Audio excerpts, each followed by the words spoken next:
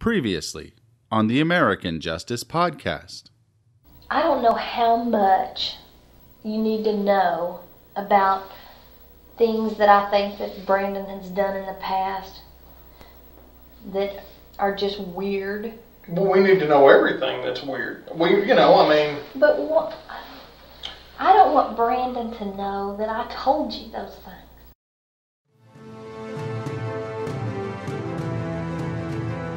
There is an epidemic in America's criminal justice system. The prosecution and conviction of innocent people for crimes they did not commit. Welcome to American Justice. The American Justice Podcast Army works to free men and women wronged by the criminal justice system. It's not only about the innocent who have been imprisoned, but also the victims of the crimes as well. No one deserves justice more than them. And now, here's your host, Scott Pogensey.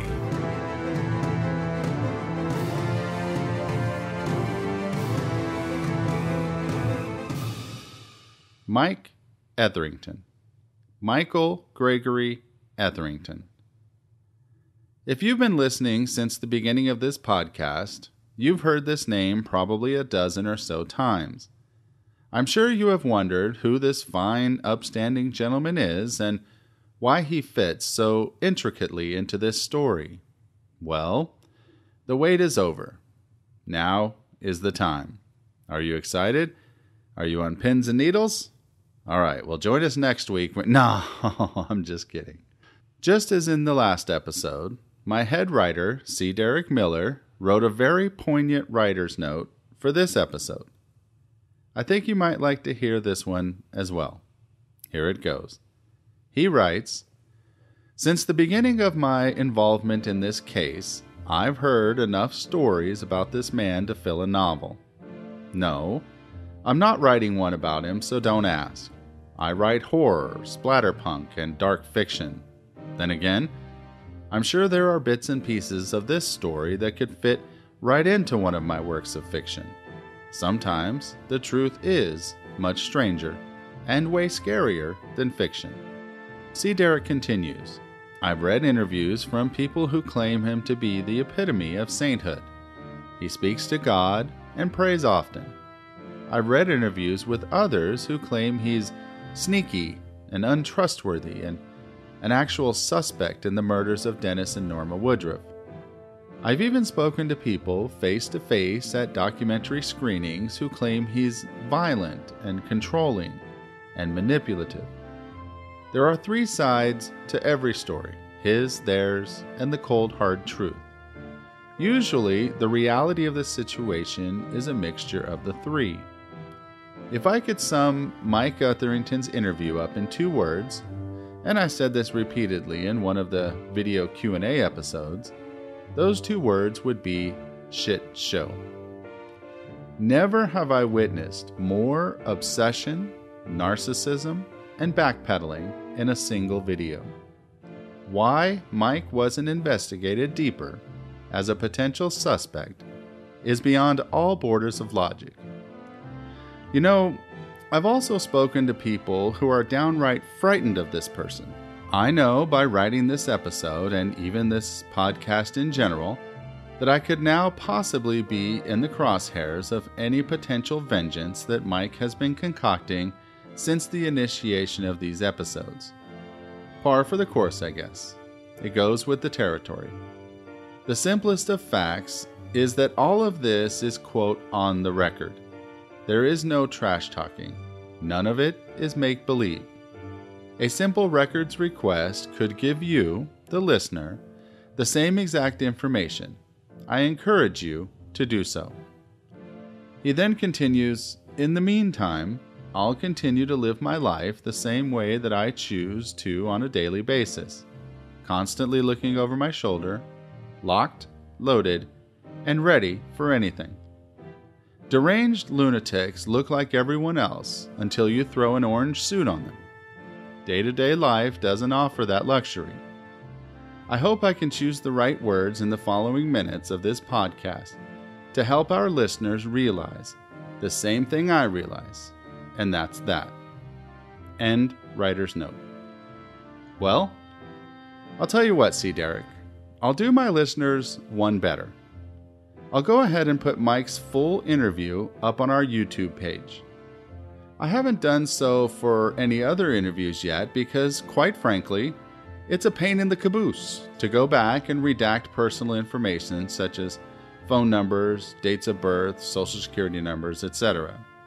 So I just peruse through the interviews, dissecting and carving them up to the exact and most pertinent and, quite frankly, interesting parts to bring you, my attentive and loyal army.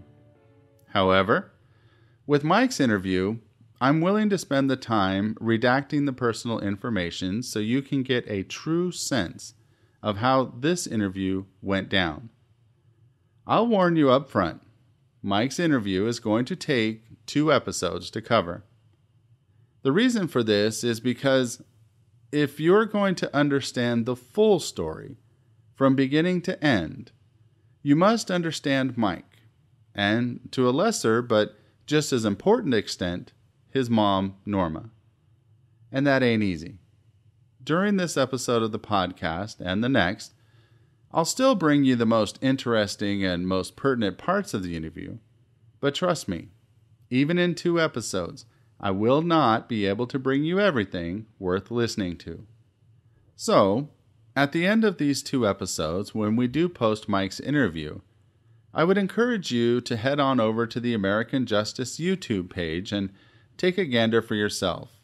The direct link to the YouTube page should be posted in the description of this episode. Or you could always just go to youtube.com and search for American Justice Podcast. I can tell you that I've read the transcript of the interview many, many times. I've listened to just the audio version of it many times as well. And I've also watched the video many, many times. And the transcript and the audio version just don't do it justice. The way that Mike at times leans over to Ranger Collins almost as if to direct his pen on what to write, it just gives me chills up and down my spine every time I see it. I don't know if Ranger Collins realized it or not, but to me, the real puppet master in that interview was Mike, and not Ranger Collins. You'll see from the interview that there's many times that Mike leans over to see what Ranger Collins is writing, and then even points to the paper as if to signal, no, this is what you should write, not that, and that kind of thing. Let me know in the comments if you agree or disagree with me. The other reason it's important to watch the video is that Mike's body language is a show to see. It was so bad that the body language expert that I hired, Susan Constantine, said her head spun just trying to keep track of him. And that reminds me, I have a funny little story to tell you if you don't mind indulging me for just a minute. It's just a little behind-the-scenes glimpse for you.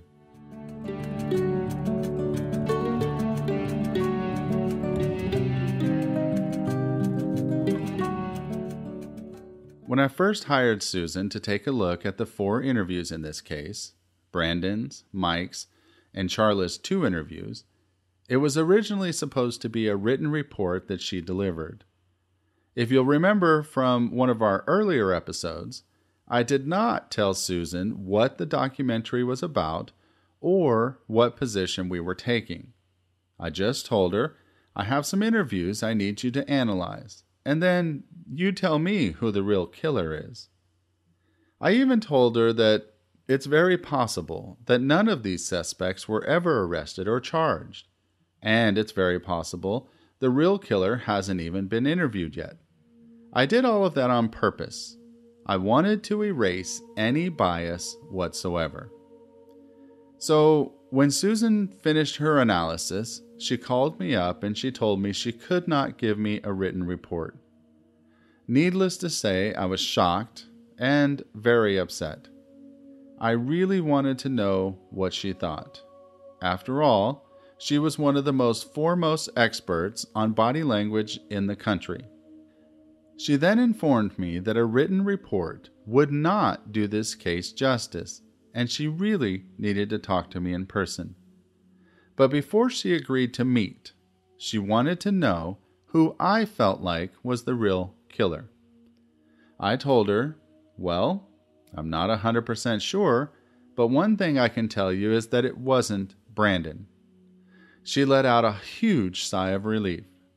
She would later tell me that if my documentary was going to be about how Mike or Charla were arrested and I felt the police got it wrong, then she would refuse to meet with me and would refund my money and would not be doing an interview. Needless to say, when I heard this, I was very relieved. So I bought my crew and I plane tickets to Florida, where Susan resides. We flew in on a Wednesday night and had return tickets for late Thursday night. We were going to be in Florida less than 24 hours. At first, I thought, okay, no problem. We'll meet Susan around 9 a.m. and be done by 11 a.m. or so, and we'll have plenty of time to get to the airport. Well, we met Susan around 9 a.m. all right, but we did not finish filming until almost 5 p.m., and our flight was at 7 p.m. We still had to pack up the camera equipment, pack up our hotel room, and head to the airport. It was a crazy night. But Susan was so thorough and so professional about it all that I just simply cannot thank her enough. Also, I think it would be appropriate to dedicate a full episode to Susan's analysis for 2 reasons. First, she was so gracious as to really put a lot of time into these interviews, but also because I've had more than a handful of people tell me that they really found Susan engaging and were very interested to see what she had to say. After all, it was the first independent analysis of this case ever done. But don't worry, it won't be the last. Once we cover Mike's interview in this episode and the next, and then Charla's second interview along with Joe Hageman in the episode after that, we'll have a full show dedicated to Susan and her analysis of Brandon's, Mike's, and Charla's interviews. But don't worry, I'll still play clips of Mike's and Charla's and even Joe's interviews for you so you can hear for yourself. You really need to see them to understand what Susan is talking about. If you're listening to this podcast right now in just audio version, I would encourage you to tune in to our YouTube channel to watch this episode online. Even if you don't go watch Mike's full interview, I'll put the clips I use into the YouTube version of this podcast. But trust me, his body language, from start to finish, is something to watch in amazement. One last word before we start the interview. This will be the most time that we spend on any one interview for several reasons. I don't think I need to spell them out for you. As we go along, those reasons will become crystal clear for you. I'll do my best to refrain from inserting my personal opinion too much until the end. But when we finish covering the interview, you will not want to miss my patent-pending Scott Pogency personal opinion. I want to first set the stage for you, just in case you had forgotten where we are in Mike and Brandon's friendship up until this point. They were both part of what most people called the, quote, shit kickers in high school. Brandon Woodruff, Mike Etherington, Joe Hageman, and Dustin Perry. The 4 amigos. They were all close until around the winter break of their senior year, which was Christmas of 2004. When Brandon turned 18 in September of that year, he was then old enough to start getting into some clubs in downtown Dallas. Obviously, he wasn't old enough yet to drink, but a lot of the clubs that concentrated mostly on dancing and just social mingling allowed 18-year-olds admission on certain nights. And the biggest club in Dallas just happened to be a gay dance club called S04. It actually went through several name changes over the years. It originally started as Village Station, and then it went to Station 4. And then it just evolved into what most people now call S4. Anyway, when Brandon became old enough to get into the clubs, he started going on certain nights when he could get in and started meeting some other like-minded, good-looking guys that definitely started opening his eyes to the, shall we say, more progressive side of his sexuality. As he started visiting these clubs more and more, as much as he tried to keep that side of himself private, the other shit kickers and friends back in the more traditional rock wall started finding out. When that happened, Mike and the others in the merry band of misfits became less and less important to Brandon. What did start becoming higher on the priority scale was dancing the night away with his shirt off to his adoring fans. Yes, Brandon is a very good-looking guy, and his arrival onto the gay scene in Dallas definitely made a big splash. So from about the Christmas break of his senior year on, Mike, Joe, and Perry started separating from Brandon. This created some animosity in the group, and the shit kickers were not happy. Then, after graduation in May of 2005, Brandon pretty much cut all ties with his Rockwall friends except for his girlfriend, Morgan Lee, and her family. The problem was that Morgan was still friends with Mike and Joe and Perry. This actually caused a lot of friction between Morgan and Brandon, especially when he shipped off to college in Abilene, some 3+ hours away. So over the summer, there had been several instances where Brandon got upset because Morgan was hanging out with some of the friends that Brandon had realized he wanted no part of being around. In addition to this, Brandon and his family believed that Mike and his cohorts were responsible for the mysterious illnesses and deaths of some of Brandon's prized animals. Let's just suffice it to say that by the time these murders happened, Brandon was not only distancing himself from the former friends, but as you could see from the text messages played earlier in the season, they were enemies. So before we begin with the interview, one of the questions I get asked the most is, why did Brandon and Mike not get along? Well, there you have it. This is the stage that was set by the time Mike set foot into Ranger Collins' hot seat. I think it's important to point out that Mike Etherington's interview came about because he had contacted the investigators and not the other way around. In fact, remember when his mom Norma called investigators with, quote, information about the Woodruff murders, unquote, before anyone even knew that it was a murder? Yep, this was the result of that phone call. Mike already provided Ranger Collins with information to help seal the arrest warrant, but now it was time to come in and get it all on tape. Luckily for you and me, they did exactly that. He told Ranger Collins that he had all kinds of information about Brandon that could be of help in the investigation. After all, the two boys had been almost lifelong friends, ranging from 4-H involvement to high school chums. Recently, with the massive falling out though, it only seemed fair for Mike to reach out and assist the one-track-minded investigators with a means to seal the deal. The tone in Mike's voice showed that he was more than happy to do exactly that. Plus, what better way to draw attention from yourself than to point the finger right at someone else, right? After all, as we'll discuss just a little later on, Mike had some skeletons in his closet that he did not want escaping. Unfortunately for Mike, he revealed just a little too much, and all those skeletons came busting out for all to see. Central Vapors is the premier online vape store that you've been looking for. If you are currently buying e-juice for e-cigs, you are more than likely spending way too much. You can save money by buying in bulk. No, we're not talking Sam's Club buy it by the gallon bulk. We're talking flavored e-juice in 120, 250, or 500 milliliter bottles. Think about it this way. 8 bottles of 30 milliliter e-juice would cost you anywhere from $100 to over $250. But at Central Vapors, a 250 milliliter bottle is only $28.95. And if you use the code AJARMY, you'll save 50% off your first 3 orders of bulk e-juice. Central Vapors is one of the largest independent retailers of e-cig supplies in the country.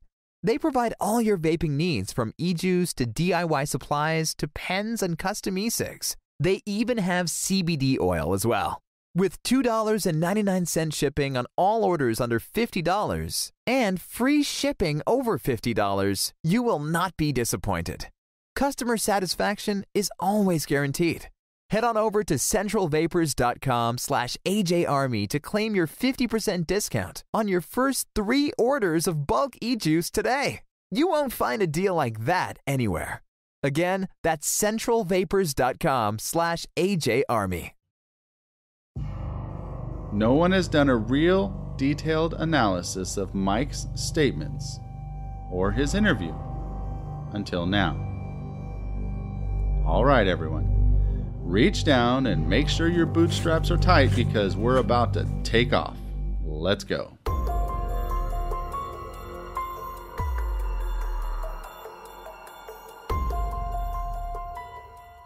The interview begins with the standard providing of personal information, name, address, place of employment, etc., and jumps right into Mike's reasoning for initiating contact with the Hunt County Sheriff's Department. In Etherington's own words, he has some personal concerns. Ranger Collins actually doesn't even have a chance to get all of Mike's demographic information before he starts telling Ranger Collins about why he came forward. Here he is, just 19 seconds after Ranger Collins walks in the room. Did Joel introduce himself? This is Joel Gibson. I'm Jeff Collins. And I know we didn't, you've been in my office, but I didn't introduce myself to you, so. 1025 at 250. I didn't know whether I should keep to myself. I was thinking last night, because everything I told, some major things that I told were like put on the news. And it's just, he knows that only me, Dustin, and Joe know of these things. Well, here's the thing though. We had to use that stuff for probable cause. Yeah. And once you arrest somebody, then they can't withhold that probable cause affidavit. And we were trying to keep as much out as we possibly could. After that, it's like, I mean, I had phone calls saying, because I mean, I've told, other, like, really close friends to me, and all my friends were calling me like, dude, you remember whenever Brandon at the cats? And they were like, yeah, well, that was on the news and stuff. And I just said, I said, I'd like to stay out of his best, or at least let my face not be seen. Sure. I don't mind my information being given, but sure. I just, I was like, Mom, how old do you have to be to get a concealed handgun? Because I don't trust this kid. And his friends that he's now got these days, I don't trust him at all. Right. So. He had been calling different investigators in hopes of getting someone to listen to what he believed was valid reasoning, explaining that Brandon was indeed responsible for murdering his parents, Dennis and Norma Woodruff. Unfortunately, this reasoning comes in the form of a story he insists on telling from the very beginning. Now, when I say very beginning, he insists on starting at the very beginning. He tells the story of how and when he and Brandon met, their friendship, their falling out, and every single incident containing the two of them, which he found to be, quote, weird. It contains little fact, total speculation, and is one of the greatest examples of hearsay character assassination in all of the thousands of documents contained in this investigation. Although he wants to focus on the, quote, odd events of the past year, he feels the need to bring everyone in the room up to speed chronologically. He refers to them as the, quote, nasty events. Of course, he talks about himself for what seems like an eternity as the investigators hang on his every word, hoping that at some point he'll get on to the information that has any bearing on the case at hand. Nope. His life, his hopes, his dreams, all in graphic detail, as though Ranger Collins is the Barbara Walters to his delusions of grandeur. He goes into great detail regarding how he's the shit-kicker extraordinaire and how he and his friends dress, quote, country, as though it's some kind of identifier or status symbol. Ah, the things we all thought were important in high school. I shudder to think. I can almost imagine that Collins is twirling his hand in a sort of "Hey, can we speed this up?" gesture, which makes me want to root for the lawman in just the slightest bit. Don't worry, I'm not changing horses in midstream to jump on the side of the investigators. I can just sympathize with the men in the room forced to listen to Mike's ramblings. I'd fast forward the recording if I wasn't scared of missing out on something important. He does claim that Brandon wore trash bags in middle school, though. Yep, middle school fashion police in full effect. Not sure how that has anything to do with who killed Dennis and Norma, but here we are. Finally, he goes on to say that Brandon was always in trouble, whether it be in school or when they were personally hanging out in public, and was the constant center of attention. He possessed tons of school spirit and couldn't stand to lose at anything. He would even go as far as to put on Charlie's cheerleading outfit. He was the person we all knew in high school who would get up in front of the fans at a basketball or football game and do anything for attention. We all loved that guy or gal, didn't we? Down by a field goal, the team on its fourth down at the 50-yard line with only seconds on the clock, and some guy runs to the other side of the field and rips off the mask of the opposing team's mascot just to get a rise out of the fans and distract the players. Of course, this is just a hypothetical scenario, but you know the person I'm speaking of. The class clown, if you will. So far, nothing screams cold-blooded killer. Just someone who is extremely outgoing and difficult to comprehend in the minds of the shit kickers. No crime there, but hey, cool story, bro. Then, Mike starts to up the ante. He begins to paint Brandon as a troublemaker. Someone who was always instigating a fight against those he deemed less fortunate than himself. In true hero fashion, Mike explains himself to be the savior of these scenarios. Someone who was always there to have Brandon's back and bail him out of trouble in those potential physical altercations. Interpretation? Brandon likes to talk a big game, but Mike was always there to provide the physical backup. Always. Almost as though an addiction to physical violence exists within his psyche. Again, was this not a red flag? There's at least a half dozen instances within his story involving Mike being involved in actual or potential physical altercations. Brandon? 1. We'll get to that in a minute. But according to Mike, Brandon was the instigator and Mike was the finisher. Notice at the end of this clip how Mike starts in with the totally irrelevant accusations that just start to paint Brandon as a bad dude. You know, we'd all get antagonized about certain stuff, and but Brandon he had a mouth, or I don't know if he didn't really have a mouth, but he had the attitude, and he gets all excited. You know, that's what he gets his rush from, was, getting other people, antagonizing type. And so next thing you know, it'd be, Mike, come on, hurry, we got to go to the cafeteria or something like that. Brandon's about to get in some fight with some kid or whatnot.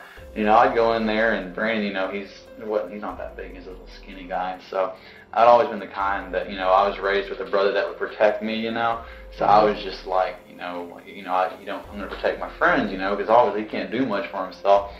I don't know how many times we just, that he'd always nearly get me into fights. And I remember one time I was sitting there eating lunch, and he comes over there with, oh man, this kid's after me, whatnot. And next thing you know, the kid's sitting in front of me, and I look up, and I was like, can I help you? And he goes, what did you call me, a chink? And he just swings at me. And I'm like, I jump back like this, and I'm getting up and everything, and the kid starts coming around, he's going to come after me. I take off my brand new watch, my Montana swordsman watch. I take it off. I said, "Rain a whole day, because this kid's probably going to do something." And then the bell rang, and then the principals came up. It's just, I was kind of, like a little protector type deal. He'd always rely on me. So, but you're telling us that Brandon then wasn't much of a fighter, or yeah, he was just not a little tough. He was always like the whole, he didn't a lot of bark, but whenever it came down to it, he kind of instigator type. Yeah, exactly. And then, but this all changes though, is the thing, I'm saying, like, now is like the point of it is like he's always the crazy one, he would, he'd break up Smarties and snort them just for attention, he'd always have to be the one to be the crazy one and stuff like that. He'd always brag about his clothes whenever after prom, still enemies with Joe and somewhat Perry and stuff like that. And, my shirt's better than yours. It's a $92 Armani shirt and stuff. And he'd always wear these totally, outfits that not even you'd see models wearing, but just, multiple outfits that you'd see on different models and stuff. He'd put all together and make this one totally outrageous outfit. And we're like, everybody would always look at him. And people come up to us because they knew that we were his friends and stuff. And they'd be like, what's wrong with him? Like, I don't know. He's totally changing. How's he affording these clothes? Stripping. He stops dressing like a cowboy. His gear, as Mike refers to it. Heaven forbid a stampede were to break out in the middle of algebra class. I'm 100% serious. You cannot make this stuff up. I mean, you could, but why? The two high school friends had a falling out because Brandon stopped wearing his cowboy gear. Don't worry, though. They make up. And the shit-kicker quartet of Mike, Brandon, Joe, and Dusty continue off into the suburb sunset. Well, temporarily. This all occurred in their freshman and sophomore years. Mike states that he doesn't remember much about their junior year. Claims that it's all a blur. See, he experiences episodes of memory loss. Combine that with the fact that he's the pugilist of the group, and again, you've got yourself a potential suspect in most people's minds. Not the minds of the investigators, but most people's. Remember, their prime suspect is already locked up tight downstairs at the Hunt County Sheriff's Department. Mission accomplished. Then, in the ever-unfolding, increasingly uninteresting life of Mike Etherington, he announces the arrival of Dustin Perry into their story. Granted, Dustin has been around since elementary school, but didn't become part of the, quote, key group until high school. Mike claims it was his involvement with horses and dressing like a cowboy. Ah, yes, the cowboy gear, a requirement of cliquish proportions I'm obviously not privy to. He doesn't mention Joe's origin story, so we'll just assume that he materialized out of thin air. That, or he'd been involved with him all the way from the beginning, and Mike found him irrelevant up until this point. Anyway, he claimed that they were all brothers. Where there was one, there was the other. Mostly at IHOP. Yes, IHOP, the International House of Pancakes, the modern equivalent to Tombstone's Big Nose Kate's Saloon from the days of the Wild West. According to Mike, Brandon's behavioral problems began when he was forced to lie to Dennis and Norma in order to hang out with the remaining trio at the late hours at the IHOP on school nights. You see, they were a little more strict with Brandon than the other boys' parents. Mike claims Brandon's lies continued to grow exponentially. Also, Dustin Perry and Brandon's girlfriend Morgan were getting a little too close for Brandon's comfort, causing a rift within the IHOP renegade gang. Mike goes as far as calling Dustin Brandon's enemy. Wait, Brandon had an enemy? His parents were murdered, and he had an enemy? High school drama or not? Was the existence of an enemy ever looked into? Regardless, Mike continues the trash session by stating that this incident was where Brandon's, quote, mean side began to rear its ugly head. The two would text mean things to one another constantly. Yes, nothing screams potential murder quite like the existence of mean, quote, get away from my girlfriend text messages. Would the reputation of IHOP ever recover, knowing its patronage consisted of mean, high school texters? This is also when Mike starts in with telling the eager cops how much of a liar Brandon really was. And they ate it up like, well, a horse chomping at the bit. For those of you not from Texas, them there horses really like them bits. Junior year, I'm not remembering anything much at all towards anything, happening. So I guess from there, I'm not remembering anything from junior. It was just a real blank year, just not much going on. senior year, we were really close all senior year, like all of us, and that's whenever Dustin Perry came in the picture. I'd gone to school with Dustin since elementary school, but you know, he was always just a real quiet type to himself, and he was into horses and stuff like that, and the cowboy stuff, but he was just never, since he was so quiet to himself, he was always just, you know, solitary from everybody, you know, he was just, you know, confined from everyone. And then senior year, you know, it's just, you know, because he was into horses and stuff, it was all of a sudden he's there. I don't remember exactly how I got in the picture, but he's there. We were all really, I mean, really close, like brothers, seriously. Everywhere we'd go, you'd find the other, you know. And that's just how it was. And we'd always have each other's, you know, back or something like that, you know. And we'd always go to IHOP, see. And we were always pretty good about being able to go to bed like at 1 or 2 or later, you know, and get up for school without a problem. And so we'd all meet up like at go at IHOP or something, and like at, you know, midnight or something like that. And my friends would spend the night, you know, it was just really cool, you know, like brotherhood type thing, you know, we just, you know, go to different friends' houses. Well, I mean, the bad thing is like during all this, like me and Joe's parents were cool with all this stuff and everything, but like Brandon's parents, you know, they didn't really, you know, they're, you know, just like a typical parent. I guess my mom's like a good mom because she wasn't like, no, it's school night, you know, but she knew that we were responsible, you know, she knew that we knew how to get up in time for school. So she said, well, as long as you're not doing anything illegal and stupid, you know. But Brandon would always have to, like, he would run out to his truck and be like, oh, hold on, my dad's calling. He'd run outside, and his parents would be out of town somewhere, and he had to run outside and get his truck where it's all quiet. And he'd talk to his parents, like, yeah, I'm at home, I'm fixing to go to bed and stuff. And I was always like, Brandon, you're stupid, you know. He'd come back in, and we're always like, you're such an idiot, you know. They're going to catch on to you sometime or other. Well, that was just the beginning of him and the big lies coming, you know what I'm saying? The big times that he... That started your senior year, you're saying? Senior year, yes. When we started going to IHOP and hanging out real late, that's whenever his parents wouldn't want him hanging out real late, so he would have to pull out stories from his rear end to, you know, get them off his back. And was he pretty good at the stories? Amazing. I mean, the thing I learned was even back like our freshman year, I was so stupid to fall into everything that he had ever given me. And still we're friends, you know, because I don't keep grudges. I'm not like, oh, well, he told me this and I fell into it, you know. It's just like, Brandon, you know, why'd you do that? And he kind of laughed about it. But, like, he could get anybody to believe anything. And, like, it took me from freshman year on to about my senior year, even like a third of the way through my senior year, before I finally said, okay, Mike, you're being an idiot. You got to just stop it. You know, anything that comes out of him, and you just got to second guess it. And the more that he started pulling lies out, you know, is just the more that I was like, you know, standing back and see Joe and Perry, you know, they kind of would fall for stuff, and they started catching on to him. And I told him, I said, Brandon, you know, don't listen to him. Half the stuff that comes out is just a big lie. You have to just blow it off. Don't take it serious, stuff like that. Eventually, Mike recaps the prom, but fails to mention what everyone was wearing. He seems to be slacking as the interview crawls forward.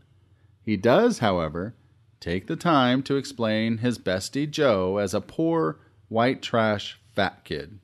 His words, not mine. Ah, high school friendship. I long for the forgotten days of backstabbing between friends, don't you? Anyway, Mike claims Brandon didn't like Joe much because of the gap in their social status. More clothes talk, more class talk, blah, blah, blah. For someone who publicly claimed to be so biblical and walking in the footsteps of Jesus, Mike Etherington had quite a bit of negative gossip to reveal concerning the few individuals he felt closest to. He really reveals a problem when he outs Brandon for stripping during amateur night at LeBear's. It switches to downright loathing when they put Brandon on the payroll. He goes on to claim that Brandon's friends in his new world are all drug dealers and that Brandon is obviously on crack. The text of the interview seems less and less like statements of fact and more like the feverish ravings of a jealous, pathological liar. But this is only the beginning. Yeah, he started as amateur Thursday nights. He'd go out there for a few Thursday nights, and then he laid off, I believe, for a couple or 3 weeks. We thought it was just something that passed over. He wanted some quick cash, thought it was fun, and gave him his little rush that he needs to be the center of attention. Next thing you know, he's getting tons of money coming in. He's totally changing, piercing his ears, getting his nipples, you know, done exactly because they'd gotten messed up and had to redo them. Getting them done exactly perfect. And just totally outrageous. Never wore his cowboy gear again, because he used to wear this every once in a while. Never wore it again. Totally changing of how he thinks of everybody. Never hung out with us at town anymore. Never at IHOP anymore. Well, he would show up at IHOP, but he'd be like, yeah, I'm out here in Denton. I'll be there in a little bit. You know, he'd come and hang out with us for a little bit in IHOP. But Where would he be in Denton? That's with Doug and all his friends. Okay. And he'd come in town, we'd question him about it, and he'd just be like, he'd sit at the booth, and he was always so good. He'd look around, he'd never talk with us, you know, he'd just show his presence. He'd never talk with us at one, you know, but he would do stuff around to other people trying to get attention. I guess one time he threw this cup of creamer across the restaurant and hit this girl. I mean, it was funny, you know, but it was just like, I can't believe you did that. It's something that you can only see, like if you had a surveillance camera, they're just hilarious. They're so random. Threw it, and like, the girl just like stared at it as it came to her, and it just hit her square in the face.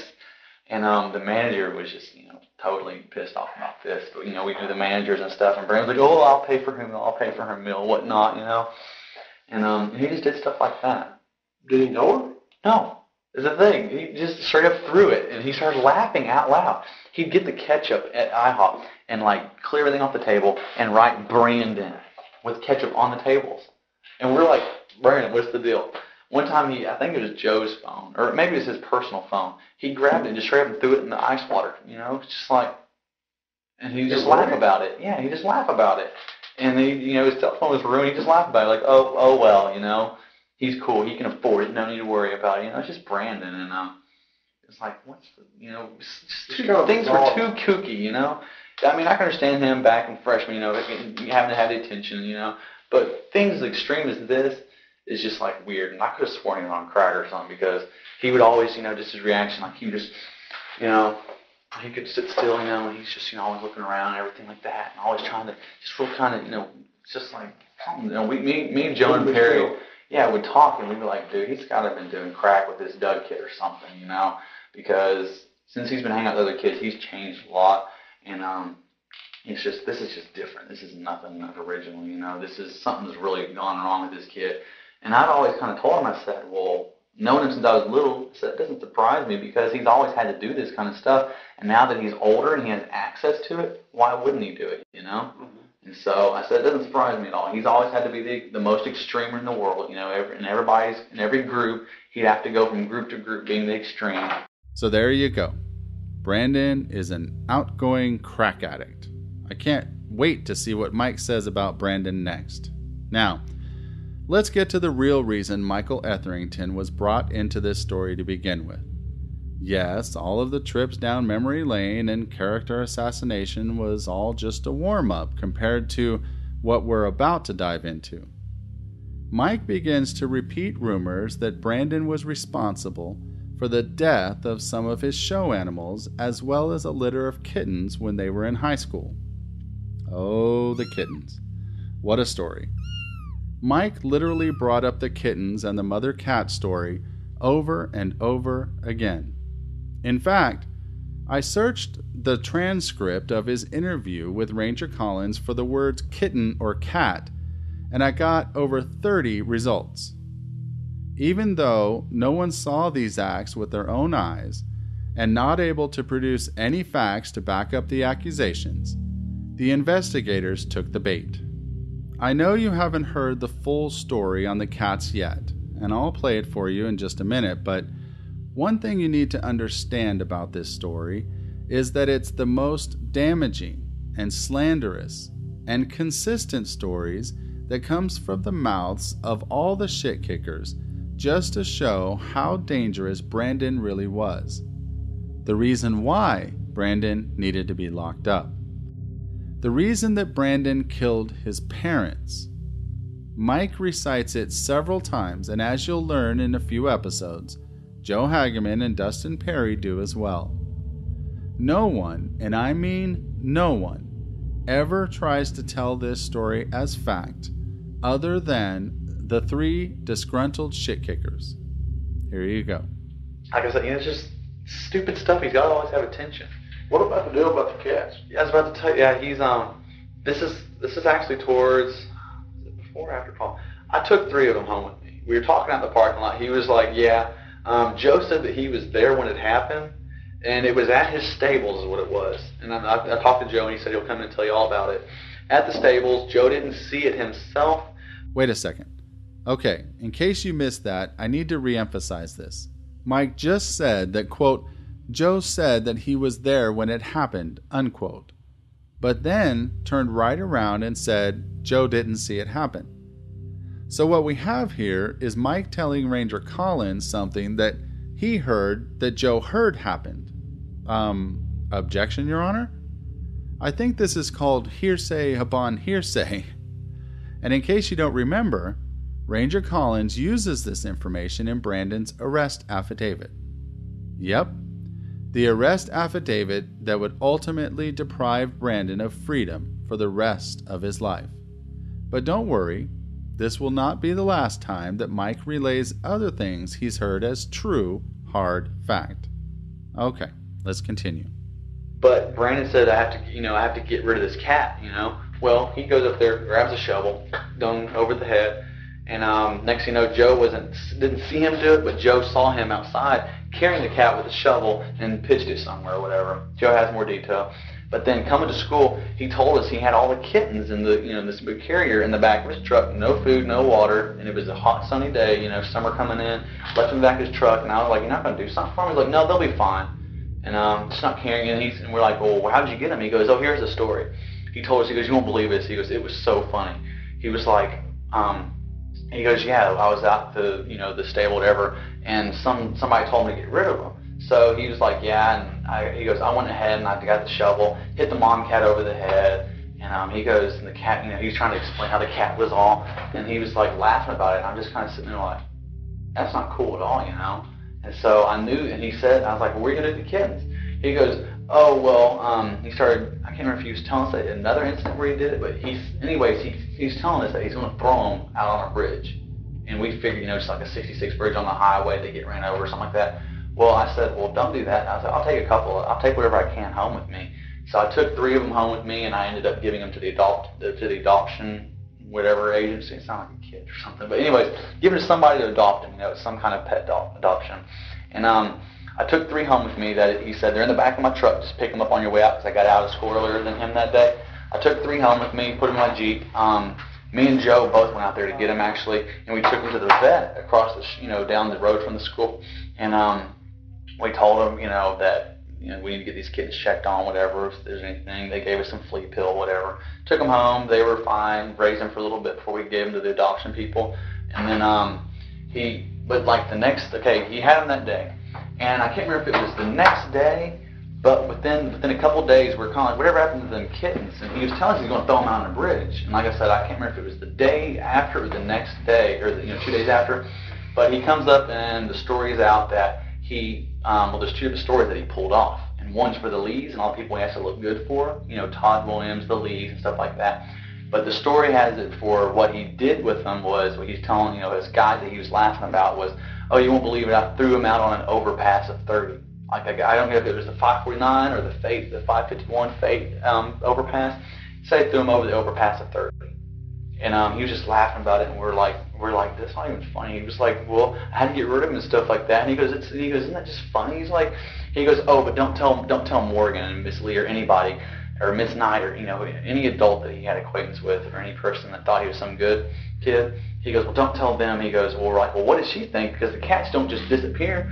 He goes, oh, she thinks that that the door was open or something like that, or something. He said somehow they came out of the back of his truck, that the tailgate was down and they got loose and they fell out on the highway, was the story that he told Morgan. And then he was like, yeah, that's what she knows, so don't let her know that we threw him over the overpass. Don't let her know that I threw him over the overpass. Me and Joe, that's why I'm sorry, I'm ADD type. He said, don't tell her that I threw him over the overpass. Well, me and Joe, we go and we tell Morgan what had happened, and she's always been in denial about this kid. Whenever he started doing stuff after, we'll get there, but any time that something bad comes up about Brandon, the Lee family, well, except for Mr. Lee, he's been real, I don't like that kid, but Miss Lee and Morgan are always, oh no, sweet little Brandon couldn't have done that, So we told her, Morgan, them cats, they're like, he told us the day before he did it, that he said that he was going to get rid of them. Remember the day I took them cats home? And she's like, yeah. I said, well, he ended up throwing them over the overpass like he told us he was going to do. And she was like, no, that's just, she goes, no, he didn't do that. They fell out or something like that. And we're like, and so she's always been in denial about anything about Brandon being, against him. Wow. For those of you that missed that little blunder at the end, let me repeat it for you. Quote, he goes, oh, she thinks that the door was open or something like that. Or he said somehow they came out of the back of his truck, that the tailgate was down and that they got loose and they fell off on the highway. And that was the story that he told Morgan. And then he was like, yeah, that's what she knows. So don't let her know that we threw them over the overpass. End quote. Immediately, to his credit, Ranger Collins says, we? Why would Mike say we threw them over the overpass?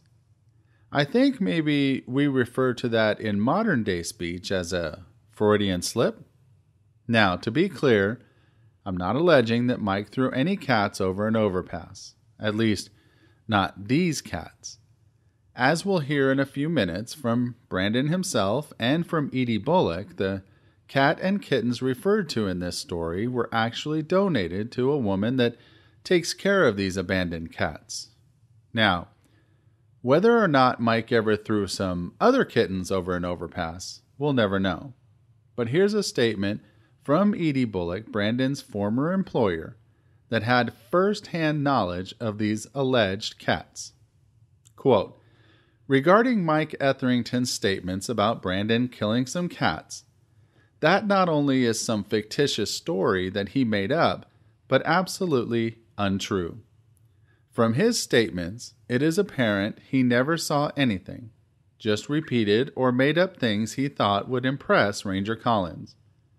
Brandon brought those kittens to the feed store, and we rehomed them to a lady who actually took kittens to California to be adopted. Why would you even feel it was necessary to kill an animal when you work for a feed store that rehomed many animals for their customers? I have never known Brandon to do anything but nurture and care for not only his animals, but all the pet animals we had at the feed store. As to the mother cat, during trial, the lady that was at the horse barn personally told me that she still had that mother cat as a barn cat at the time. End quote. Okay, so we'll wrap up this week's episode right there. We have much more with Mike next week. You will not want to miss that. We will cover Mike's whole interview in 2 episodes. I originally thought it might go into 3, but we have much more information to cover in this season. We'll leave his at 2. Then, after that, we'll be covering Brandon's sister, Charla's second interview with Ranger Collins, along with Joe Hageman and Dustin Perry. Then, the week after that, we'll have that whole episode dedicated to Susan Constantine's assessment of Mike, Brandon, and Charla. You will definitely want to stay glued to your phone or YouTube channel or however you're listening to us right now. These next 3 episodes are going to be explosive. For now, here's a preview of next week's episode. Until then, remember, stay aware, stay strong, and get involved. See you then. Where were you on Sunday the 16th? Sunday the 16th, I was at my girlfriend's house, came home, and went to bed. And that's just the general. That's fine. Now hold on. What?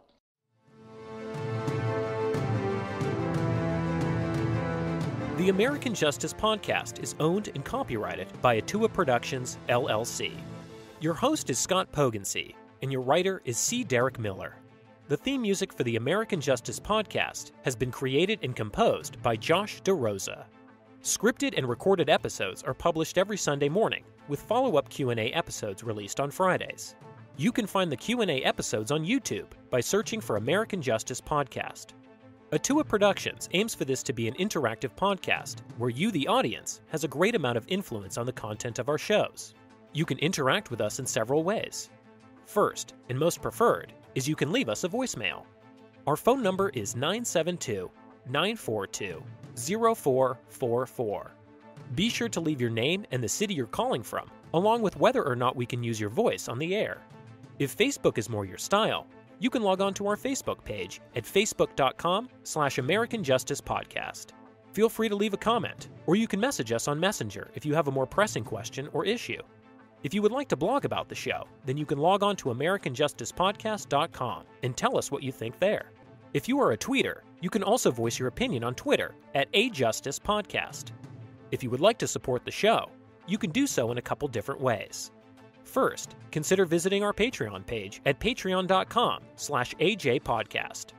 We have different levels of support that include t-shirts, guest call-in spots, and early access to our podcast and YouTube shows. Next, you can like, subscribe, and click the bell icon to get notifications of when we publish episodes. We would also very much appreciate it if you could give us a 5-star review. If you have any comments about the show, or more importantly, any tips on the case we're discussing, please call 972-942-0444 and leave us a message. After all, if the subject of our podcast is innocent, that means someone out there is guilty. American Justice Army? Let's find them.